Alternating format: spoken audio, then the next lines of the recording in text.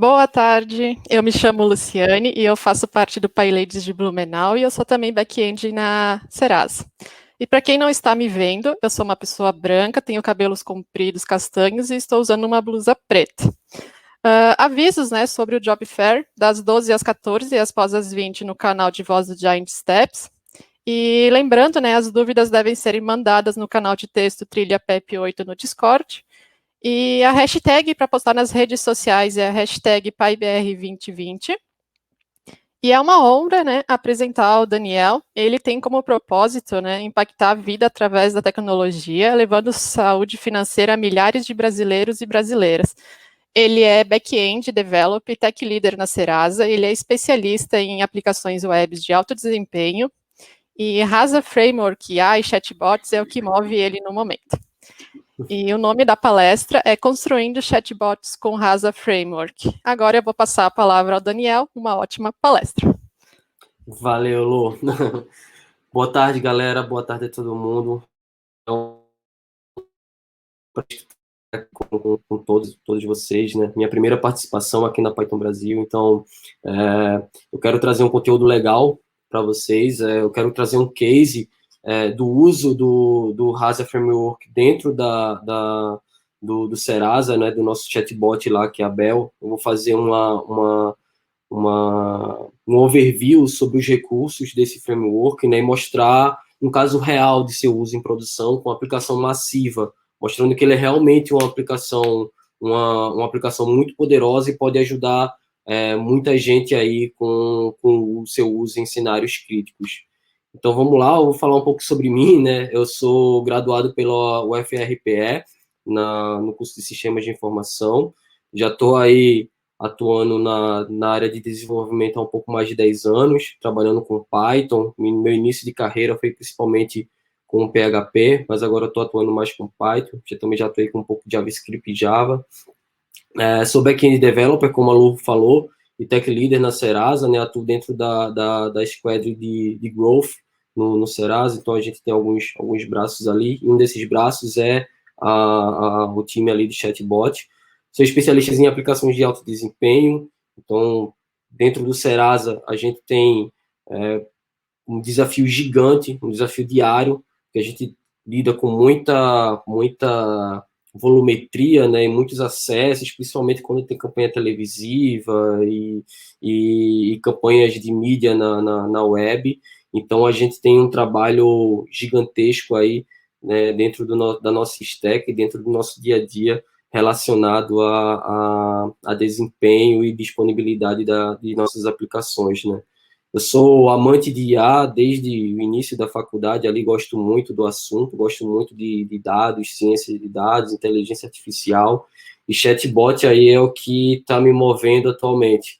Eu ganhei um desafio aí do time de trabalhar com a Bell, né, que é o nosso chatbot, e aceitei o desafio, a gente construiu um negócio bacana, eu estou assim, muito feliz de estar compartilhando isso com vocês hoje. Então, assim, o que é que a gente vai ver, né, durante essa palestra? Eu vou falar um pouco sobre o grande hype aí, né, do chatbot, desmistificar um pouco da confusão sobre chatbots e assistentes. Vou mostrar um pouco também dos níveis de maturidade possíveis dentro do contexto dos assistentes contextuais, o que é o Rasa Framework e o que ele não é, né, também, motivos pelo qual levaram a gente lá dentro do Serasa a implantar o Rasa dentro da nossa stack, um pouco também da sua arquitetura, e como o Conversation Driven Development, que é uma metodologia que o pessoal do Rasa propõe, ajudou a gente dentro do nosso ciclo de desenvolvimento lá. No final, eu vou mostrar ali um pouco dos números que a gente conseguiu com a implementação dessa nova versão da Bell, né? Então, falando um pouco aí sobre esse hype, né, do chatbot, que tanto se fala, tanto se comenta, essa palavrinha super no hype, que é o hype, né? Então, dando uma olhada ali no gráfico à esquerda, que mostra um pouco dessa curva do hype que foi publicada pela Gartner, né, numa pesquisa de 2008, ela mostra que os chatbots eles estão iniciando, está passando por um momento de transição, digamos assim, né? Ela está finalizando um ciclo de gatilho de inovação lá para começar a atingir um pico de expectativa inflacionada, né? Então, mas isso não quer dizer que assim, a coisa vai explodir, a galera vai começar a entrar numa curva de decepção ali, até realmente chegar ao platô de produtividade, né? Segundo essa mesma pesquisa, ela fala que apenas 4% das empresas implantaram alguma solução de interface conversacional nos últimos, até o momento, né? Mas, por outro lado, 38% dessas empresas elas estão planejando ou experimentando usar chatbots como uma solução. Então, o interesse por chatbots e o interesse por processamento de linguagem natural, ele vem crescendo nos últimos anos, inclusive com o interesse por chatbots ultrapassando esse interesse por processamento de linguagem natural ali por volta de 2016 aproximadamente, quando se começou a ter a se falar muito sobre chatbot, que a gente começou a ter um amadurecimento maior em cima das tecnologias de processamento de linguagem natural, e muitas empresas começaram a adotar isso como solução, né? Então, a gente consegue perceber, por exemplo, agora, durante esse período de pandemia, um crescimento gigantesco do uso de tecnologias voltadas para o processamento de linguagem natural, voltadas para assistentes conversacionais. É um negócio que está ganhando cada vez mais espaço e cada vez mais as empresas estão investindo em soluções mais robustas, né? Então, eu queria, assim, primeiro fazer tentar classificar um pouco aqui, né, onde é que a gente vai atuar, né? Então, olhando aqui para essa matriz, a gente consegue pegar no eixo Y ali assistentes relacionadas à sua conversação, né? E no eixo Y as respostas.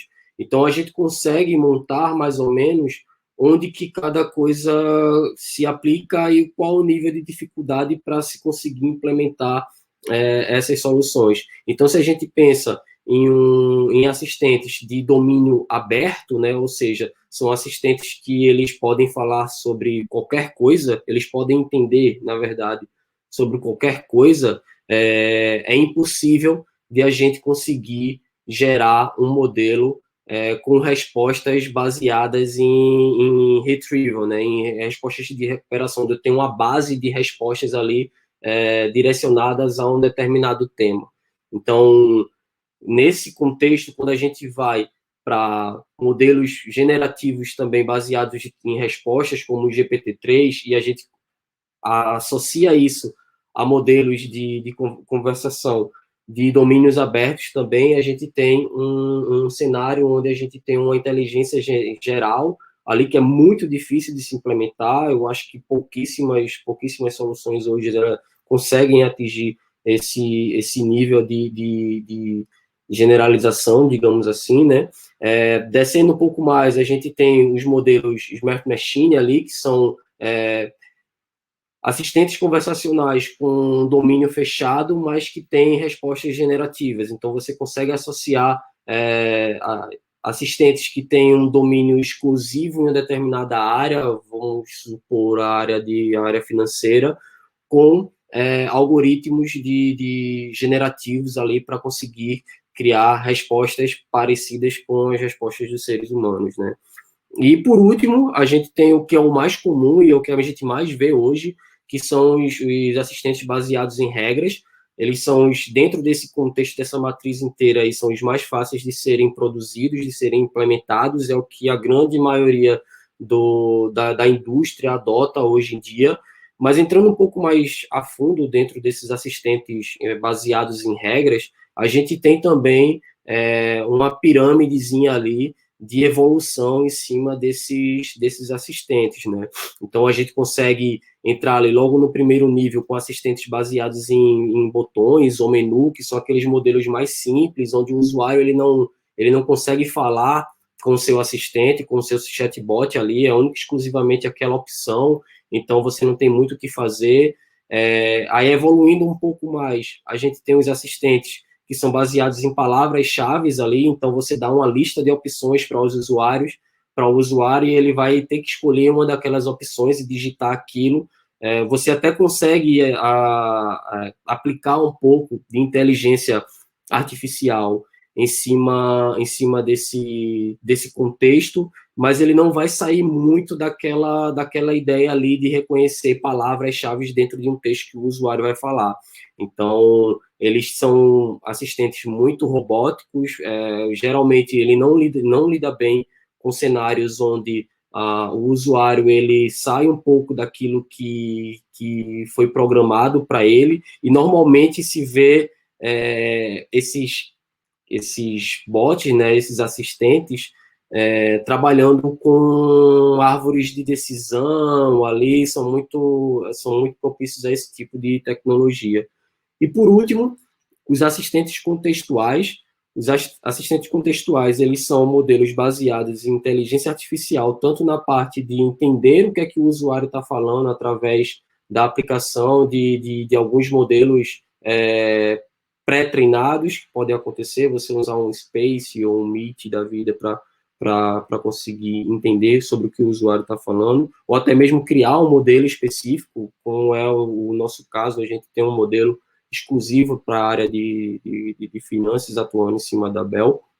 E esses assistentes também, eles têm o poder de entender o contexto no qual aquela conversa está inserida e conseguir se virar bem em cenários que ele não conhece tão bem. Ou seja, se a gente pega um chatbot que eu programei para ele dizer, quando uma pessoa falar sobre seguro, então você dá uma resposta listando os tipos de seguro que você tem, mas aí se a pessoa perguntar preço, para um assistente baseado em regra, aquilo ali já é algo muito simplista, ele vai simplesmente dizer sobre o que significa preço ou algo nesse sentido, mas um assistente contextual, ele vai conseguir captar que você está falando de preço e o preço está relacionado ao seguro em si. Então, você consegue chegar nesse nível de maturidade, né? Então, trazendo assim um pouco do overview sobre a diferença entre os chatbots tradicionais e os assistentes contextuais, é que os chatbots mais tradicionais, o contexto não importa para ele. Você vai dizer, quando o cara falar tal coisa, quando tal intenção ela for aceita, então faça isso. E vai ser sempre aquilo. As regras são simples, bem como sua implementação também. Eles estão hoje sendo implementados em praticamente todos os lugares, né? Usa a IA para entender o que o usuário fala, mas ele não enxerga muito bem o contexto, como eu falei, e tem um comportamento previsível e padrão nos cenários não previstos, ou seja, sempre que ele alguma intenção que ele não foi treinado para entender acontecer, ele simplesmente vai dizer que não entendeu, e aí, no máximo, você vai dar um segundo passo para o usuário seguir, para ele não ficar preso ali dentro da conversa, né? Já os assistentes contextuais, eles conseguem entender todo o histórico da conversa, ele pega ali um pedaço do histórico da conversa e usa isso a seu favor para saber sobre o que o usuário está falando. Então, além da IA que a gente utiliza para entender as intenções, a gente consegue usar a IA também para definir o que é que o bot vai fazer em determinados cenários. Então, eu não digo para o bot quando a variável x for igual a 1, faça tal coisa. Eu não faço isso. Eu digo a ele que, possivelmente, tipo, com a probabilidade de algum número aí, você pode fazer tal coisa quando determinado cenário acontecer. Então, ele consegue se virar bem em cenários não previstos, eu consigo dar uma margem ali de assertividade para ele, para dizer, se você tiver pelo menos 60% de certeza de que você precisa dar essa resposta, então faça isso. você consegue trabalhar com esse tipo de cenário, né? Isso deixa a experiência mais fluida e semelhante ao comportamento humano. Então, pegando um pouco aqui, falando um pouco sobre os níveis de maturidade desses assistentes, a gente consegue perceber que, conforme eu vou adicionando inteligência ao meu assistente, eu vou conseguindo tratar melhor esses cenários onde o contexto ele importa muito para a conversa. Eu vou usar aqui o exemplo de um assistente que notifica sobre seguro, né? Então, vamos imaginar ali que no nível 1, esse assistente, ele apenas vai notificar o usuário sobre o vencimento de uma policy que ele tinha lá com essa empresa de seguro, e se você quiser mais detalhes, normalmente nada vai acontecer, ou então um agente humano ele vai entrar em contato com você para conseguir dar continuidade àquela interação, né? Já no nível 2, né, quando a gente adiciona um pouco mais de inteligência nesse cara, você consegue perguntar para o assistente e ele vai responder de forma não interativa. Você pergunta, sei lá, quanto, por exemplo, a uma resposta de uma notificação, e a resposta que ele vai dar sempre vai ser, sei lá, vamos colocar ali, ele vai falar sobre o valor das apólices. Ele vai dar uma mensagem do tipo, as apólices têm valor relativo ao perfil do condutor, blá, blá, blá, com a sua faixa etária, de idade e renda e onde você mora. Então, veja que ele não está trazendo nenhum contexto aí, ele só está falando sobre o preço das apólices, né? Já no assistente contextual de nível 3, ele vai usar todo um contexto ali para conseguir definir bem sobre o que ele vai falar em seguida. Então, usando esse exemplo desse assistente, quando você pergunta quanto para ele, essa resposta que ele vai dar vai estar relacionada à renovação da sua apólice. Ele vai entender que ele notificou a pessoa informando que a apólice tá vencendo, a pessoa perguntou quanto que era para renovar essa apólice, ele entendeu isso e já trouxe a conversa para um fluxo onde ele vai informar o valor para aquele usuário renovar o seguro, ou então pedir as informações necessárias daquele usuário para que ele consiga fazer a renovação desse seguro. Então, indo um pouco mais além, inclusive, para uns assistentes personalizáveis, esses assistentes, eles no futuro, eles poderão usar a IA de ponta a ponta, digamos assim, né? Então, ele vai conhecer muito mais detalhadamente o seu usuário e ele já vai trazer as informações prontas, ou seja, nesse contexto do assistente de seguro, quando a pessoa falar o preço, o assistente ele já vai ter analisado todo o histórico daquele usuário com as variáveis relevantes para que ele consiga fazer o cálculo da pólice de seguro daquele usuário, e quando o usuário perguntar o valor, ele já vai dar o preço direto, ou então sugerir para aquele usuário, no final da sua interação, algum produto a mais que faça referência ao perfil daquele usuário, de acordo com a análise histórica que o chatbot já fez dele antes de iniciar a sua interação. E, por fim, vamos colocar ali o mundo das ideias, né, o fantástico mundo de Bob, onde a gente não sabe, não tem muita, assim, é tudo muito nublado, muito nebuloso, mas a ideia é que se chegue a um nível de assistentes autônomos feitos de ponta a ponta com inteligência artificial, que consiga atuar desde a subscrição até a reivindicação de descontos, por exemplo, e a IA ela vai julgar também quando ela vai poder tirar um determinado tipo de proveito de uma situação baseada no histórico daquele usuário, ou em até acionar outros mecanismos, outras inteligências, para que elas consigam, de forma conjunta, trabalhar com aquela pessoa, digamos assim, né? Então, tudo isso, toda essa questão de chatbot, assistentes contextuais e tal, levou nós do Serasa até ao Rasa Framework. Esse framework, ele, como é que eu posso dizer? Surpreendente, nos surpreendeu, assim, a forma como ele trabalha e como ele consegue prover estruturas que facilitam ali o nosso dia a dia. trazendo um pouco aqui uma citação que eles mesmos colocam na sua página, que ele fala que é um framework open source que provê as ferramentas necessárias para a construção de assistentes contextuais seguros, resilientes e de alta performance. Então, a gente realmente validou isso e realmente é um cara que, quando bem estruturado, quando bem implementado, ele é de altíssima performance, ele facilita muito o nosso dia a dia, porque ele já vem em seu core implementado conectores que já estão plugados, prontos para você lançar o seu chatbot no Messenger, no Slack, no Telegram, no Twilio da vida. Ele tem vários outros conectores também, então não é o caso aqui dessa palestra também, e a fundo em todos os conectores que ele tem. É uma ferramenta totalmente dockerizável, então tudo dentro da sua estrutura você consegue colocar dentro de um cluster, inclusive ele tem um chart lá do Helm, onde você pode utilizar aquilo ali, com um comando você já levanta toda a infraestrutura do Rasa.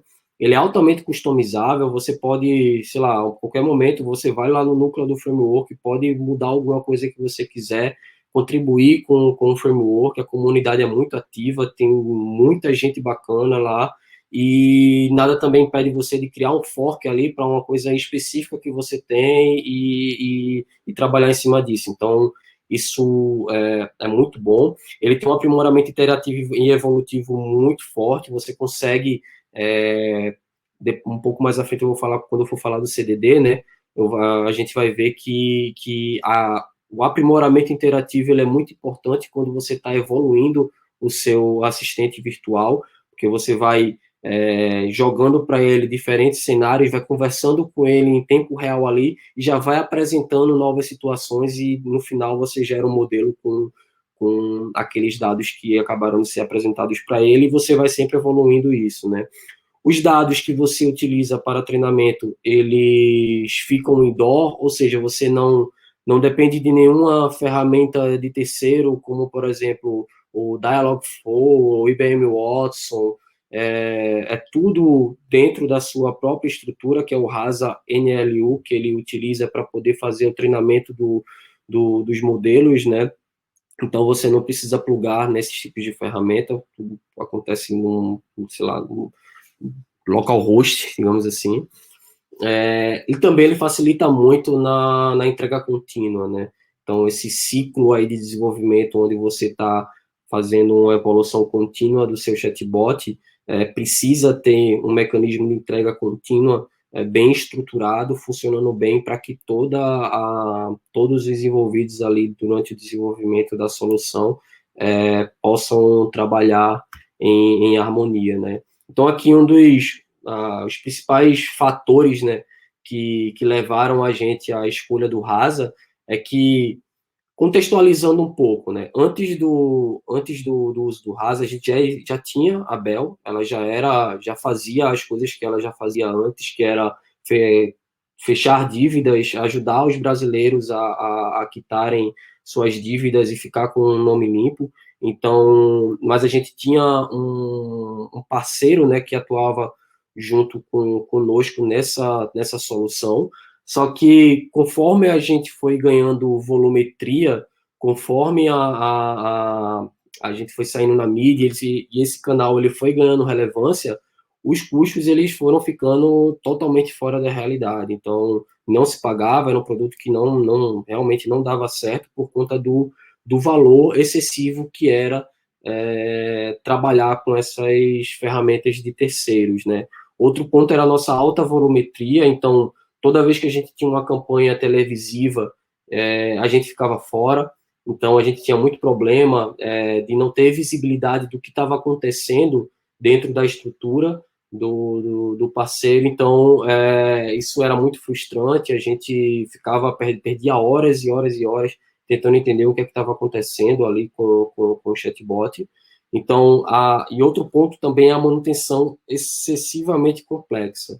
Como o nosso chatbot, a Bel, ela, apesar de ter um contexto fechado ali, ela trata de muitos produtos do Serasa, então, para você conseguir criar todos os cenários possíveis de interação do usuário com ela era muito, muito, muito, muito difícil, porque a gente tem cenários transacionais, né, que a gente chama, onde a gente vai pedir informações sobre aquele usuário para conseguir trazer as ofertas dela, então isso requer integração com os nossos produtos internos, integração de APIs e etc. E tem os cenários de FAQ, de conversa fiada, né, chit-chat ali, que são cenários mais comuns, mas que quando você tinha que usar um modelo baseado em árvore de decisão, um modelo de arrastar e soltar a caixinha ali, acabava não dando muito certo, porque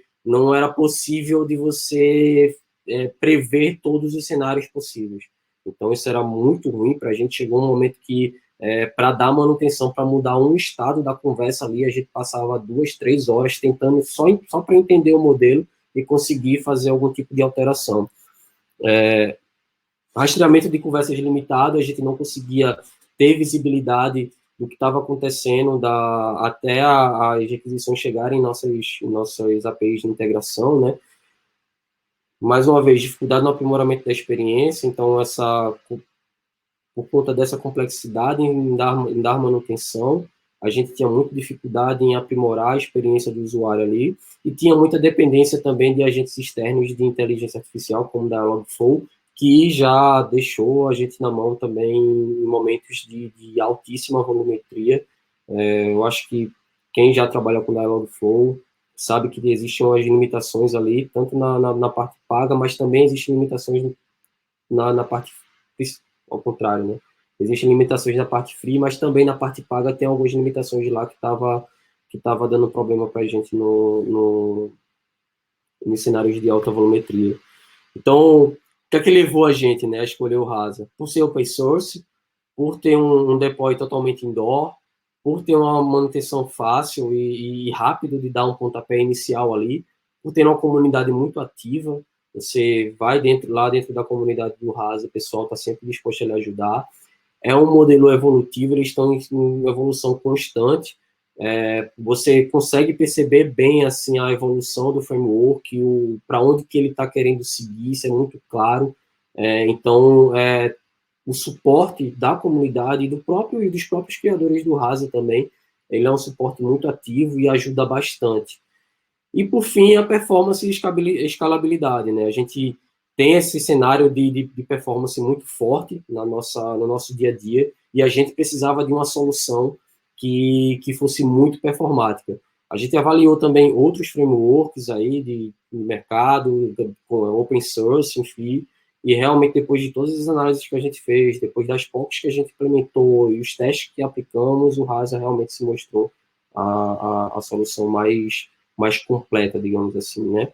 Então, o que é que ele não é, né? Ele não é a bala de prata, então ele não vai resolver todos os seus problemas, cada caso é um caso. Se você tem uma necessidade simples e pura de criar um assistente, por exemplo, de FAQ, para dar suporte a uma operação de atendimento ali, talvez o Rasa não vai ser a sua melhor solução.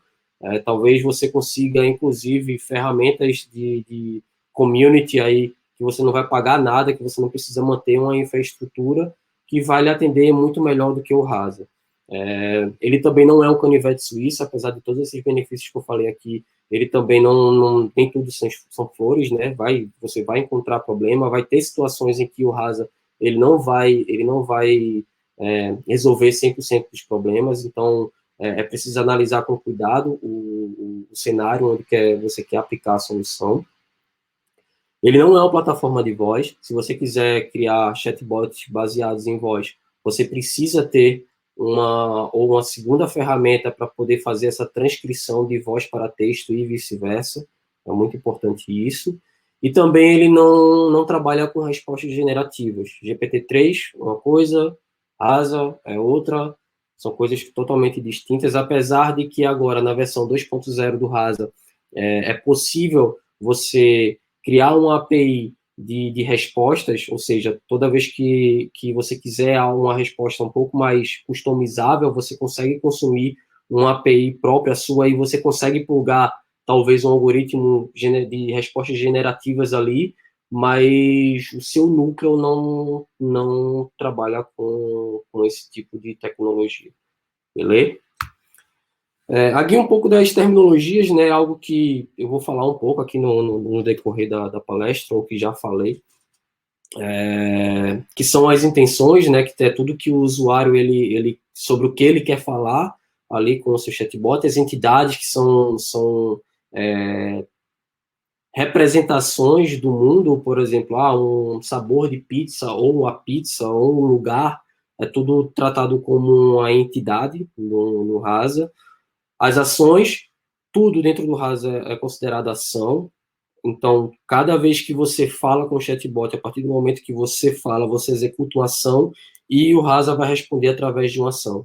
Seja ela através de declarações, que são as utterances, que são respostas, modelos de respostas pronto lá, para ele usar em real time, ou seja, ações personalizadas que você cria através de um back-end desacoplado do núcleo do Rasa, ou até ações padrões de restart de sessão, ou anyway.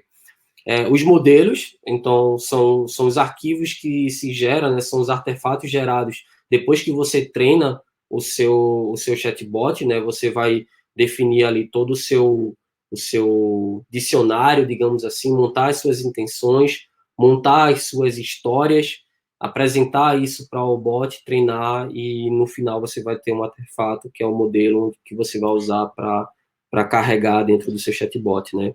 As histórias são cenários que eu apresento para o chatbot, dizendo para ele, quando o usuário der boas-vindas, então fale alguma coisa. Se caso ele falar sobre o tempo, consuma uma API lá, executa uma ação personalizada para consumir uma API e dar informações do tempo para aquele usuário.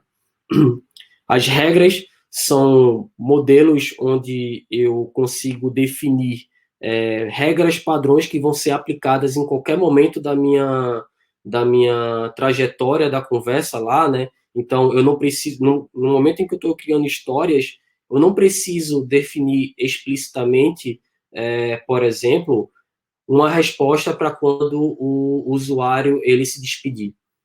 Eu posso criar uma regra para o usuário, para o chatbot, fazer tal ação, executar uma ação, sempre que ele identificar a intenção despedida, por exemplo. Os formulários, eles servem para a gente conseguir capturar informações dos usuários. Então, no caso que a gente tem na Bell, por exemplo, é quando a pessoa quer consultar suas dívidas, a gente precisa saber daquela pessoa o seu CPF, sua data de nascimento, para a gente conseguir validar a sua identidade. Então, nesse momento, a gente usa o recurso de formulário para conseguir obter essas informações dos usuários. As declarações, como eu falei, respostas prontas que eu defino lá dentro do meu domínio. Os slots são a memória do meu chatbot, então eu defino valores para esses slots, e esses valores eles podem influenciar dentro do comportamento do meu chatbot quando eu for definir as histórias. E checkpoints, eles auxiliam o desenvolvedor a criar histórias mais legíveis. Então, quando eu tenho cenários onde o início desse cenário ele é compartilhado entre vários outros, eu consigo definir uma história única, adicionar um checkpoint e, em seguida, partir das histórias especialistas a partir desse último checkpoint que eu defini lá. Então, falando um pouco aqui sobre a arquitetura do Rasa, né, eu trouxe essa imagem aí para a gente ver todo o contexto, tanto do Rasa Open Source como o Rasa X.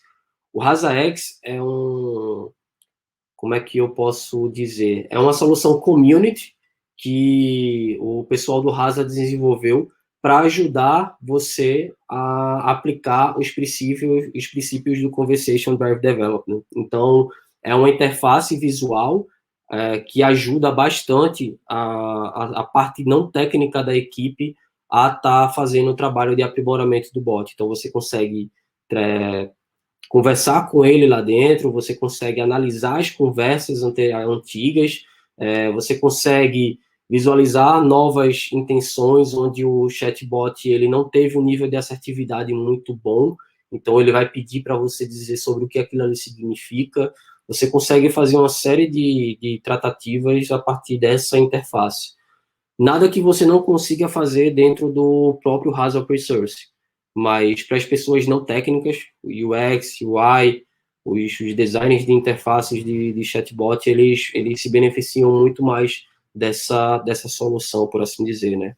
Então, dando um overview geral aqui sobre a arquitetura do Rasa, a gente tem ali começando da esquerda para a direita, né, ali da parte de cima, a gente tem o Rasa SDK, que é uma biblioteca que o Rasa disponibiliza na linguagem Python para você conseguir desenvolver um servidor de ação exclusivo, né, onde você vai criar ações exclusivas para, por exemplo, autenticar um usuário, pegar as ofertas dele dentro da plataforma do Limpanome, que é o nosso cenário.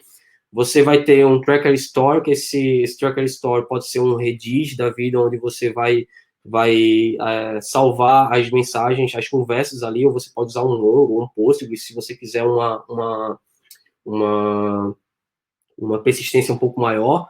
O Logstore ele vai fazer o trabalho de dizer que um determinado usuário X pertence à conversa Y, então ele vai fazer esse tipo de mapeamento. O File System é mais para você dizer onde é que seu modelo treinado ele vai ficar. Você pode usar tanto um servidor que você pode construir, ou como usar uma nuvem feito AWS S3, usar um Google da vida, enfim, você pode colocar esse modelo em qualquer lugar e definir lá dentro do arquivo de configuração do Rasa onde é que ele deve buscar esse modelo para poder carregar. Você tem ali dentro do core, né, do Rasa, dois componentes chaves que é o agent, que antes eu acho que ele era chamado de o Rasa Core, e tem o NLU Pipeline juntamente com o Dialog Policies. Esses Dialog Policies, ele vai dizer o seguinte, quais são os componentes que eu vou utilizar para conseguir trabalhar os diálogos dentro da minha aplicação. O NLU Pipeline, você vai definir para ele quais são as etapas que eu devo seguir no momento em que eu estiver treinando o meu modelo. Ou seja, eu posso brincar um pouco aí na configuração e usar diferentes tipos de algoritmos para fazer a etapa de tokenização. Quem trabalha com processamento de linguagem natural aí já está ligado ali que existem vários tipos de abordagem para se trabalhar com tokenização, né, para fazer a limpeza das frases, remover os sufixos, prefixos e assim por diante. Então, você consegue brincar ali através desse pipeline com quais tipos de solução que você vai usar para trabalhar nesses cenários, né? E aí, a comunicação com o RasaX para que tudo que acontece dentro do Rasa Open Source seja espelhado dentro do RasaX é feito através de um broker de mensageria, pode ser um Rabbit ou um Kafka da vida. Então, aqui é um exemplo do comando para se iniciar uma aplicação nova do Rasa, né? Então, basta instalar o Rasa através do pip, iniciar ele também através do comando rasa init, e aí nesse comando do rasa init ele vai lhe perguntar se aquele repositório, se aquele diretório onde você está executando ele, se ele já tiver alguma coisa lá dentro, ele vai perguntar se você quer continuar, você, assim, pode dizer que sim, e se ao final da montagem da estrutura você quer treinar um modelo de teste, né? Um modelo de inicial ali só para você ver como é que funciona a estrutura. E aí eu pedi para ele iniciar esse modelo, né? Então ele vai criar toda a estrutura e vai iniciar o processo de treinamento.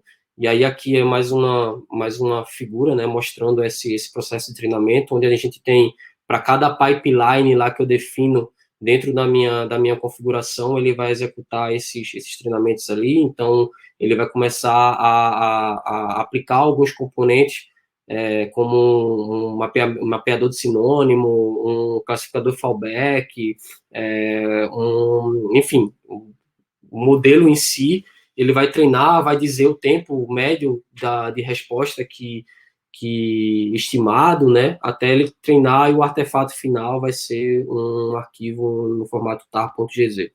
Aqui um pouco da base, né, da estrutura, do modelo inicial que ele gera ali. Falando um pouco sobre esses arquivos aqui, o arquivo de domínio, que é um dos arquivos principais, é onde a gente vai definir as intenções mapeadas para o chatbot entender, quais são as respostas que ele já está pronto para conseguir usar, e o tempo que aquela sessão com o usuário vai ter, e se ele precisa reiniciar os slots quando uma nova sessão for criada. Então, a gente tem outros arquivos aqui de credentials, que vai me dizer quais são os conectores que estão habilitados para aquele meu chatbot. Então, eu posso usar o mesmo core, o mesmo modelo em diferentes canais. Eu posso publicar aquele meu chatbot em vários canais ali, e eu posso, inclusive, tratar o comportamento do meu chatbot de acordo com um canal específico. Os endpoints é onde eu defino quais são os recursos que eu vou utilizar de tracker store, de event broker, de ação personalizada, então é tudo definido dentro desse arquivo. Aqui um exemplo dos arquivos de treinamento, né, para ele. Eu vou passar um pouco rápido aqui, porque eu acho que o tempo já está ficando um pouco apertado. Mas ali a gente tem um arquivo de NL1, onde eu vou definir as minhas intentes, os arquivos de regras, onde eu vou executar os comportamentos padrões de acordo, sem que seja levado em consideração o contexto da conversa, né? O arquivo de histories, que é onde eu defino as minhas histórias e o que é que o bot vai fazer de acordo com um determinado cenário. Então, eu posso criar várias histórias, vários cenários ali para ele, sempre apresentando qual é a intenção que ele vai identificar e o que é que ele precisa fazer em seguida, após essa intenção ser identificada, e um arquivo de teste, onde eu vou definir toda uma trajetória end-to-end ali. Então, eu posso pegar um caminho feliz, criar uma história de teste para o chatbot, e aí, caso um dia alguém for dar manutenção nesse bot, e antes de colocar ele em produção, você executa os testes, e aí você consegue perceber se algo que você mudou numa história ou na intenção alterou os fluxos que já existiam no seu assistente. E aqui falando um pouco sobre o CDD, né, que é o processo de desenvolvimento contínuo ali do seu assistente.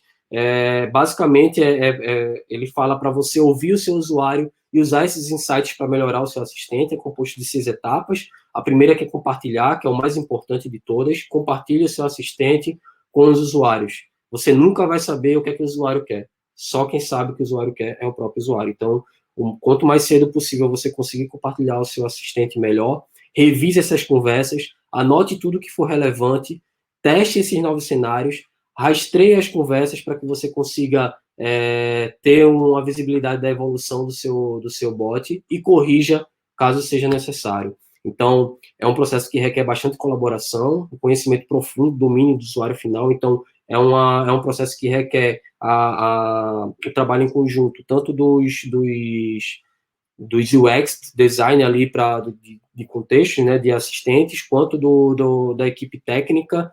É um processo não linear, assim como o Scrum, você vai criando etapas ali, tipo ciclos de melhoria, e com o tempo, esse seu assistente ele vai estar se adaptando ao que o usuário deseja, ao invés de simplesmente esperar que o usuário se adapte ao seu bot e fica lá sem saber o que fazer, perdido dentro da conversa, né?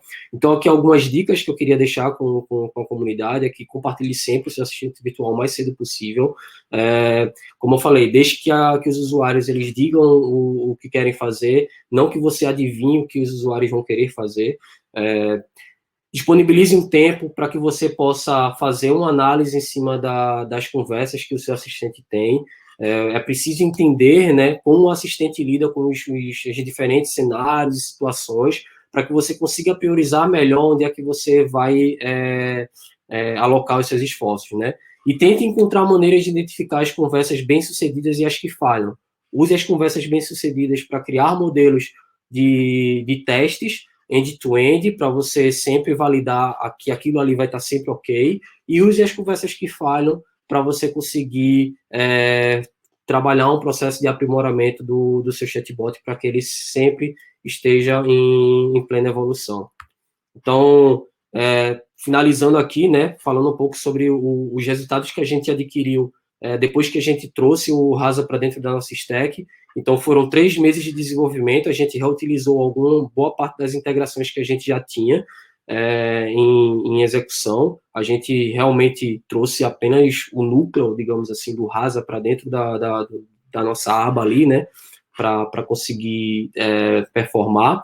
Isso resultou em mais de 800 mil acordos fechados, 6 milhões de usuários atendidos até agora, 171 mil usuários e 5 milhões de mensagens trocadas em um único dia. A gente tem um caso onde a gente teve mais de 40 mil usuários simultaneamente falando com a Bell, quando a gente teve uma audiência fortíssima através da televisão. E esses números aí, né, eles retratam um desempenho 375% melhor do que a nossa estrutura anterior. Então, todos esses números aí são números realmente muito grandes, mas que é só a ponta do iceberg para a gente. Ainda a gente quer evoluir muita coisa ainda em cima dessa solução. A gente quer integrar cada vez mais produtos dentro da assistente, da Bell, né? E eu espero que a gente consiga trazer muita coisa legal. Então, eu queria agradecer aí ao time que trabalhou comigo ali junto, né, o tempo todo ali, em especial para a galera que está diariamente ali trabalhando comigo. E é isso, galera. Finalizei. Quem gostou, se quiser dar uma visualizada nas vagas que a gente tem dentro do Serasa, é um trabalho bem desafiador lá. Eu acho que tem espaço para todo mundo. Beleza? E é isso. Obrigada, Daniel. Ótima palestra. Não vai dar tempo da gente responder as perguntas por aqui, mas a gente vai responder lá no Discord. E muito obrigada, né, a todos que assistiram. E a programação vai retornar após o intervalo, né? Uma ótima Python Brasil aí para todos. Valeu, galera. Tô lá no Discord.